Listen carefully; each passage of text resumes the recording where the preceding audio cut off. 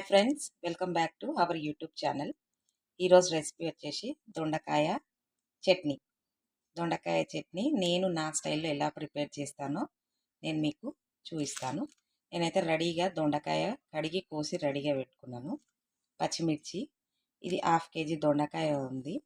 ఇది 100 గ్రామ్స్ పచ్చిమిర్చి అయితే ఉన్నాయి. ఓకేనా. ఫస్ట్ అయితే నేను స్టవ్ వెలిగించి ఒక బౌల్ పెట్టినాను. 3 స్పూన్స్ ఆయిల్ అయితే పోసి రెడీగా పెట్టిన. ఇప్పుడు మనం ఫస్ట్ దొండకాయ వేపుకోవాలి.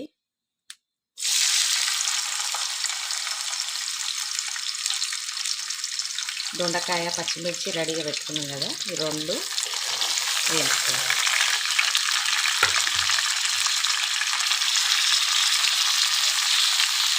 ఇది కొంచెం మీడియం ఫ్లేమ్ పెట్టి మంచిగా మాడకుండా వేయించుకోవాలి.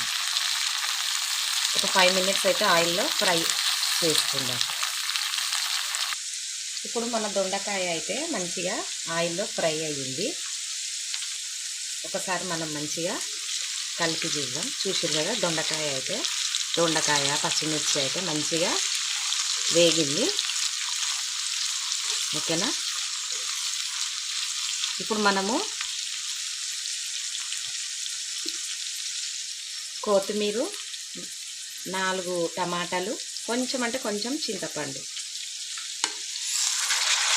ఎందుకంటే టేస్ట్ కోసం చింతపండు యాడ్ చేయాలి అందుకని. ఇప్పుడు ఇవి కూడా మంచిగా ఇట్లా మనం ఆయిల్లో ఫ్రై చేసుకోవాలి.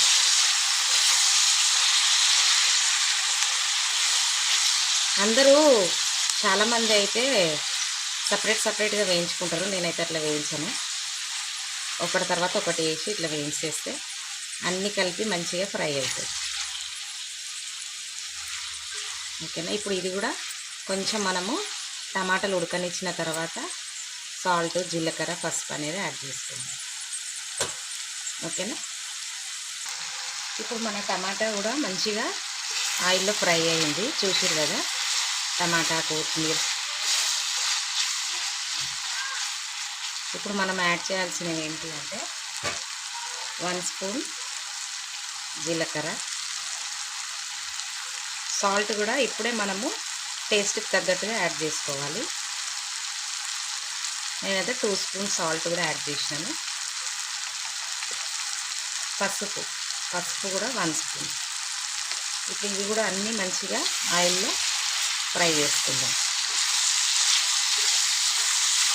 మాడనియకుండా మంచిగా ఫ్రై చేసుకోవాలి. నాకు కొంచెం కోల్డ్ అయింది, అందుకని చెప్పేసి ఈరోజు దొండకాయ పచ్చడి చేస్తాను. ఏది టేస్ట్ తెలుసుకోలేదు నాకు. కొంచెం కారంగా ఉంటే కొంచెం బాగుంటుంది అని చెప్పేసి ఈరోజు దొండకాయ ఫ్రై చేస్తున్నాను. చట్నీ ఇట్లా కలుపుకొని ఒక 5 మినిట్స్, ఇంకా 5 మినిట్స్ మనం ఇట్లా ఆయిల్లో ఫ్రై చేసుకోవాలి. మాడకుండా ఫ్రై చేసుకోవాలి. మాడితే మాత్రం ఏమాత్రం టేస్ట్ రాదు. ఓకేనా.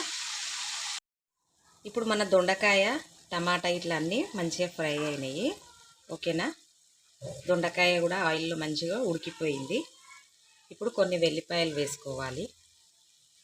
వేసుకొని ఒకసారి మళ్ళీ మనం అంతా మంచిగా కలుపుకుందాం.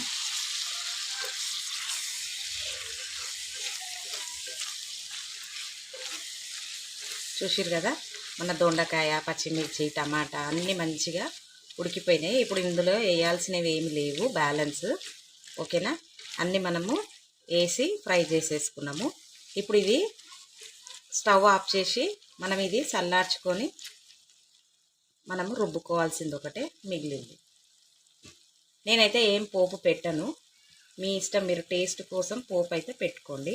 ఎందుకంటే ఆల్రెడీ నేను ఇందులోనే జీలకర్ర వేసినాను, వెల్లిపాయలు వేసినాను. ఇప్పుడు కొంచెం పల్లీలు వేపుకొని, పల్లీలు కూడా చల్లగా అయినాక దొండకాయ, పల్లీలు రెండు మంచిగా మనం చట్నీ అనేది తయారు చేసుకోవాలి. ఓకేనా. ఇప్పుడు మన చట్నీ, దొండకాయ చట్నీ అయితే రెడీ అయిపోయిందండి. నేను పల్లీలు వేసి అండ్ దొండకాయ వేంపి పెట్టుకున్నాను కదా, ఆ రెండు కలిపి ఇట్లా రుబ్బి పెట్టుకున్నాను. ఓకేనా. మన దొండకాయ పచ్చడి అయితే కంప్లీట్ అయింది. నేనైతే పోపు అయితే ఏం పెట్టానండి. ఓకేనా. పోపు లేకుండా కూడా సూపర్ అంటే సూపర్ టేస్టీగా ఉంటుంది. ఒకసారి ఇట్లా కూడా ట్రై చేయండి. మీకు అలా ఇలా నచ్చకపోతే కనుక మీరు పోపైన వేసుకొని తినవచ్చు. ఓకేనా? ఈ రెసిపీ కనుక మీకు నచ్చినట్టయితే లైక్ చేయండి, షేర్ చేయండి, సబ్స్క్రైబ్ చేయండి. Thank you for watching.